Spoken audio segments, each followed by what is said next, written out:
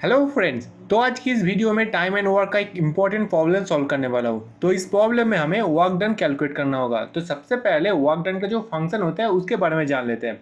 तो work done का जो वैल्यू होता है मैं उसे डब्ल्यू के जरिए रिप्रेजेंट करूँगा। W equal to force into distance, मतलब एप क्रॉस एस है। तो एप का वैल्यू ऑलरेडी सवाल में बताया गया है, तो मैं उसे लिख लूँगा एप इक्वल टू 7 न्यूटन।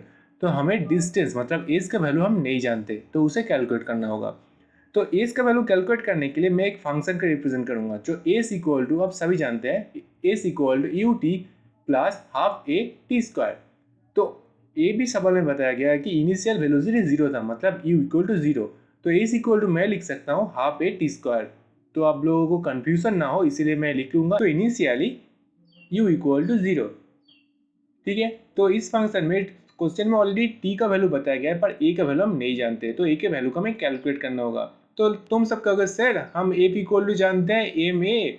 तो ए इक्वल ए मतलब एक्सेलरेशन, तो एक्सेलरेशन ए इक्वल टू हम लिख सकते हैं फोर्स बाई एम। तो फोर्स का वैल्यू ऑलरेडी बताया गया है 7 बाई मास का वैल्यू भी जानते हैं 2, तो ए का वैल्यू आ जाएगा 3.5 मीटर पर सेकेंड स्क्वायर।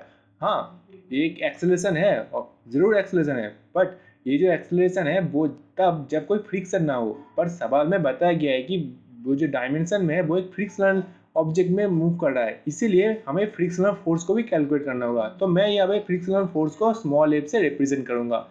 तो स्मॉल एफ इक्वल टू हम सभी जानते हैं म्यू, मतलब कि force constant mu M G. तो मैं को एम जैसा था बिल्कुल वैसा ही लिख लूंगा। तो म्यू का वैल्यू बताया गया 0.1, उसे भी लिख लेंगे इनटू, और जी का वैल्यू हम सभी जानते हैं एसआई में 9.8। तो इसे कैलकुलेट करेंगे तो यहाँ पे एम इंटू आ जाएगा 0.98। तो यहाँ पे जो फोर्स हो रहा है तो इसका भी तो एक एक्सेलरेशन होगा। तो इस एक्सेलरेशन मतलब फोर्स का जो फ्रिक्शनल जो एक्सेलरेशन होगा मैं इसे ए प्राइम करके रिप्रेजेंट करूंगा। तो ए प्राइम इक्वल टू आ जाएगा स्मॉल ए बाई एम। तो इसको ए प्राइम इक्वल टू आ जाएगा 0.98।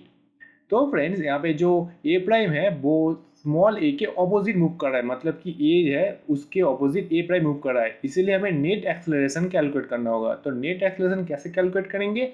3.5 से 0.98 को बात देने के बाद ही नेट एक्सेलरेशन हमारे पास आ जाएगा। चलो बात दे देते हैं इसका। तो net acceleration equal to 3.5 minus 0.98। Okay, तो इसे कैलकुलेट करेंगे तो आ जाएगा 2.52 मीटर पर सेकेंड स्क्वायर। अब इस एक्सेलरेशन को इस इक्वल टू मैंने हमने जो लिखा था हाफ ए टी स्क्वायर वहां पे पुट करेंगे।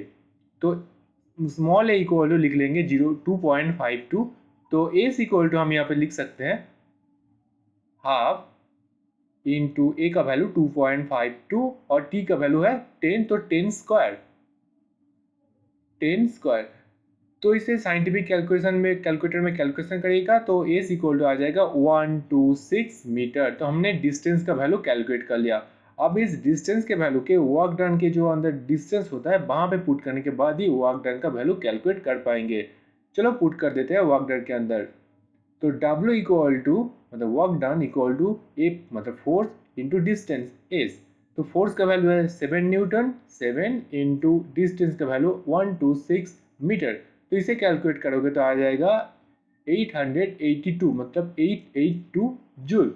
तो फ्रेंड्स हमने यहाँ पे वर्क डन का वैल्यू को अच्छी तरीके से कैलकुलेट कर लिया। मेरे ख्याल से आपको वीडियो समझ में आया होगा ये प्रॉब्लम।